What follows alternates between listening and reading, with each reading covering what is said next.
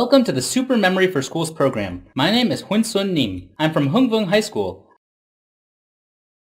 I will be your guide in the 12th grade physics curriculum.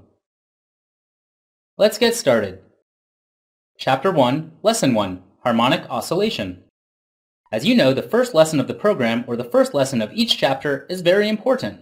It contains basic concepts that help us go into details of the lesson. This lesson is quite long, quite focused. You should watch these clips over and over again to understand the basic knowledge. First, what is harmonic oscillation?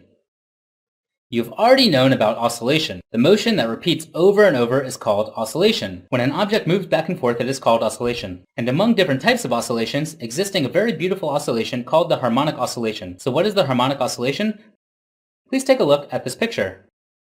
I'll place a mass point M that moves on the unit circle in positive direction. Pay attention and observe projection of P on the horizontal x-axis. When the mass point M rotates on the unit circle, its shadow is printed on the x-axis. It makes an oscillation, right? An oscillation, it turns around to the point 0. The oscillation of P means that point P will make an oscillation around point O, between the two boundaries point B and point B prime. It is the diameter of this circle. Let's go into details. We consider this point M moving with a rotational speed that is omega in the trigonometric direction. What is positive direction? It is counterclockwise. The mass point M will rotate with an angular speed of omega, counterclockwise. I name the radius r of this circle as A. Then, when it spins, it must start at a starting point.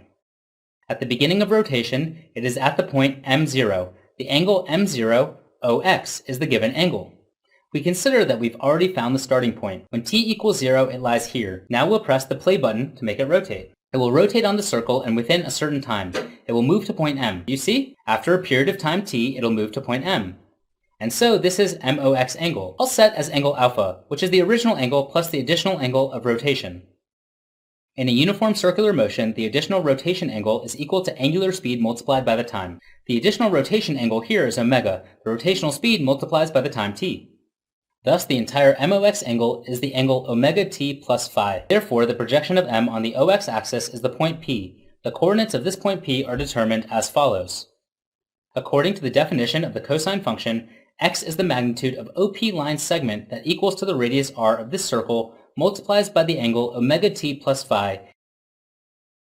Angle alpha is the whole big angle. The angle which is symbolized with these two arches is the angle alpha. And so, OP equals r times cosine of alpha. I substitute omega t plus phi for the angle alpha. Then I'll get the following expression of x. As time goes on, the coordinate value of the point P on the OX axis will change in the form of a mathematical function like this, a times the cosine of omega t plus alpha. The graph of the cosine function omega t plus alpha, or the graph of the sine function omega t plus alpha, is very beautiful. Mathematicians call it the harmonic function. So we can say this oscillation is harmonic oscillation.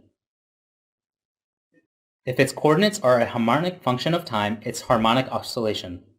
I'll repeat the definition. Thus, the harmonic oscillation is the oscillation described by the function omega t plus phi. That a, omega, and phi are constants. You've already known these senses of these quantities. X is the coordinate. In oscillation, this coordinate is distance away from the equilibrium position is called the displacement. Displacement is the distance away from the equilibrium position. A is the largest value of x, right? The cosine function is bounded between negative 1 and 1.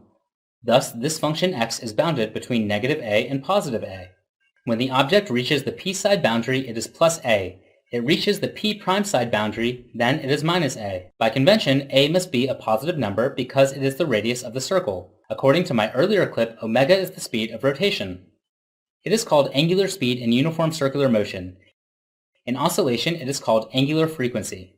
Omega is not a positive number by convention.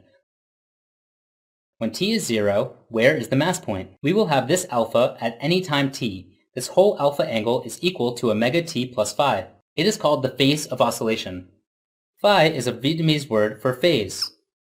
For English and from French, the phase of oscillation is the MOX. So when t is 0, where is angle alpha? That angle is called the initial phase, correct? When t is 0, you substitute t by 0, then the phase of oscillation is equal to phi. So phi is the initial phase of the oscillation. Definition is very important. The names of the quantities are also important, so please remember it. If an object moves according to cosine function, then it is in harmonic oscillation. The quantity A is called the amplitude of the oscillation. The coordinates when the mass point reaches the boundary. When it reaches the boundary B, the coordinate is plus A. A is called the amplitude of oscillation.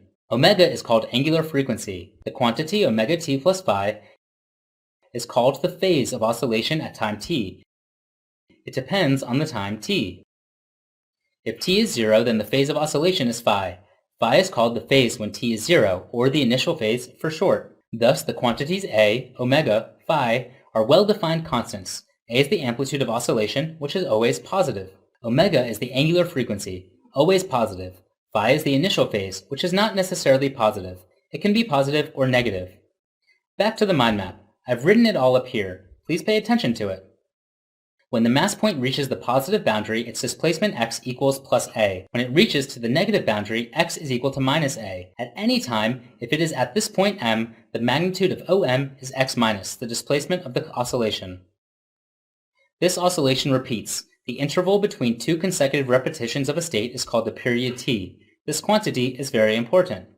You have already learned about the period of uniform circular motion and the frequency of uniform circular motion. Then, for the harmonic oscillation, we will now learn about its period and its frequency. First is its period. What is the period t? The period t is the time it takes for an object to make one complete oscillation. In other words, the period t is the time it takes for the object to rotate exactly one revolution. When an object moving in a circular motion completes a full revolution, its projection on the x-axis will make one complete oscillation. As you learned in 10th grade, that period is related to the angular frequency. That is the speed of rotation, omega by the formula t equals 2 times pi divided by omega. The number of cycles the object makes in 1 second is called the frequency f. The number of revolutions in that 1 second is f. That is equal to 1 divided by t, as we also learned in 10th grade. If t is measured in seconds, f is measured in hertz. Now let's combine these two into 1. According to the above formula, omega equals 2 pi divided by t. Dividing by t means multiplying by f. Thus, three quantities, the angular frequency, the period t, and the frequency f, are all closely related. If the exercise gives us one of these three quantities, the other two can be calculated through the constant 2 pi. This system is used a lot throughout the program, from Chapter 1 to Chapter 4, so you should remember the formula. Hold 2 pi in your hand. To avoid confusion, holding 2 pi in your hand, omega is equal to 2 pi divided by t equals 2 pi times f. This is the end of the first part in Lesson 1. Hoping to see you in the next video. In the next video, I will talk about velocity and acceleration in harmonic oscillation. See you again!